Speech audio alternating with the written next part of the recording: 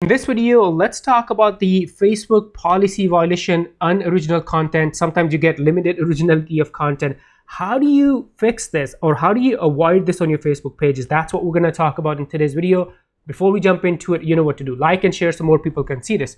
So this is the violation you see on your Facebook pages. Most of the time, if you have access to Facebook ads on Reels, monetization, or bonuses, and you're posting Reels, you can run into this issue. So I'm going to share with you, first I want to share with you where do you actually see this. So let's go to Facebook, and then we'll talk about what are some of the things you can do to fix it, and also how do you avoid this in future. So on your Facebook page, once you go to dashboard, and you are going to scroll down, and it has a monetization feature or monetization options, which is right here under tools. And all the monetization features of your page, you're gonna see those here. And if you try to go into ads on Reels, this is where you're gonna see either in monetization or ads on Reels, you will see that violation. Hopefully you'll never have to deal with it. Hopefully you'll never have to see this, but just in case if you do, this is where you are gonna see this. So right now this page is all good, we're all clear, but now let me share with you what should you do if you run into things like that. So there are 7 different tips I'm going to share with you. They're right here, and we'll talk about all of these. So delete all videos and then appeal. So sometimes when that policy violation comes to your page, what I would do is, this is something that I've done in the past. I'll go back to my Facebook page and look at some of the content that was recently posted. So some of the Reels that were recently posted, and pay attention to maybe you made a mistake and you're using a video from TikTok and you still have a logo. Maybe you're using a copyrighted sound. Maybe you posted video from another source and you didn't credit them properly.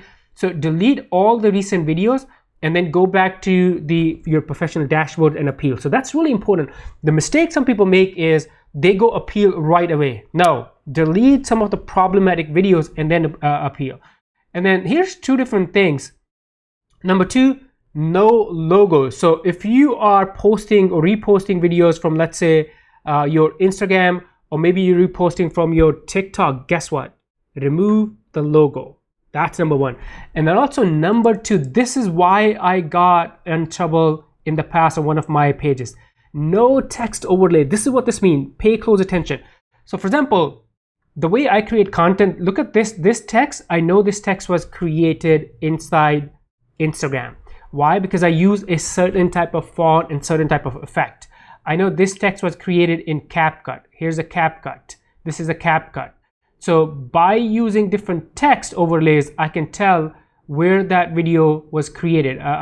If I see any that was created in TikTok, I would be able to tell that as well. So what this means is, do not create, let's say I created this video inside Instagram, I would not download this and upload on Facebook, because the mistake I made, I posted some videos, there was no issue, it was my content, original content I made with this font, but the problem was the text overlay that I used was created inside Instagram. So that video was first created inside Instagram and then I reposted on Facebook.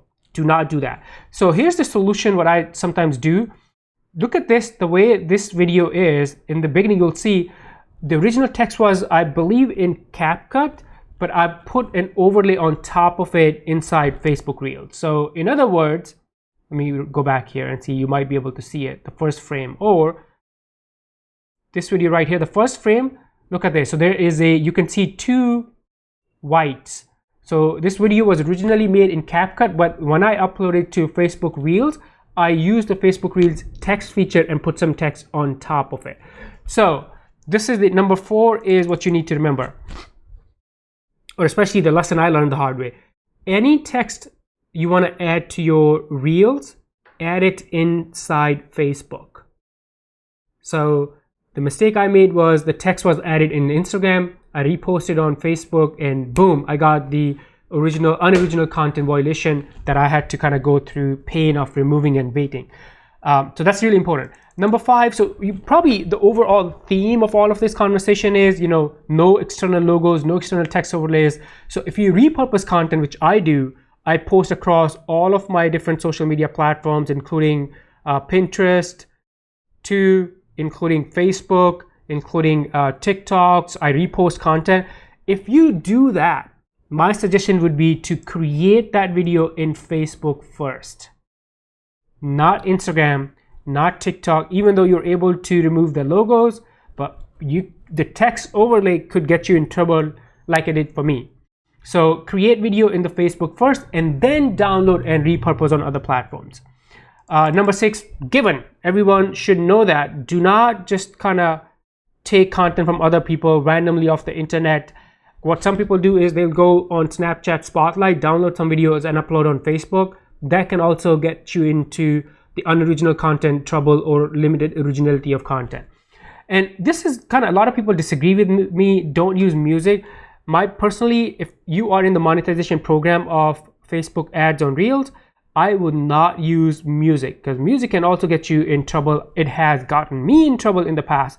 So if I go into my ads on Reels, you can see here, I have an invitation. I can start using the music. Look at it. You're invited to use licensed music with ads on Reels. I would be very careful. If you want to test it, I've seen a lot of people get into trouble because of this. Their accounts get flagged. If you want to test it, do it. If you got this invitation, use music and let me know if it's working for you, if you did not get into any policy violation. But for me, I'd rather stay on the sideline. I'd rather stay safe and make sure my account doesn't run into any policy violation.